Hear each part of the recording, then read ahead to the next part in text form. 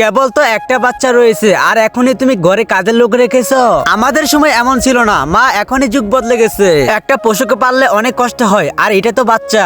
আমি 3টা বাচ্চা মানুষ করেছি, তার সাথে বাড়ি কাজও করেছি, এর জন্য তো আপনি তাড়াতাড়ি বুড়ি হয়ে গেছেন। কি বললেন তুমি? দয়া করে আপনারা ঝগড়া বন্ধ করুন। বাচ্চাটাকে অনেক কষ্ট করে ঘুমিয়েছি, আবার উঠে যাবে। বাবা, বউকে একটু শাসন করিস, নয়তো হাত থেকে বের হয়ে যাবে। জানো আজকে আমি ফেসবুকে কি দেখেছি? একটা মেয়ে তার স্বামী ও শাশুড়িকে, কি কারণ তারা দুজনে বউটার সাথে খারাপ ব্যবহার করতো। এসব অত্যাচারী না সহ্য করতে পেয়ে রাগের মাথা চাকু দিয়ে, মা রেহানার আপেল পছন্দ না, আমি এক্ষুনি নিয়ে আসতেছি। হ্যাঁ হ্যাঁ বাবা, তাড়াতাড়ি যা, আমি ততক্ষণই বৌমার জন্য শরবত বানিয়ে নিয়ে আসি।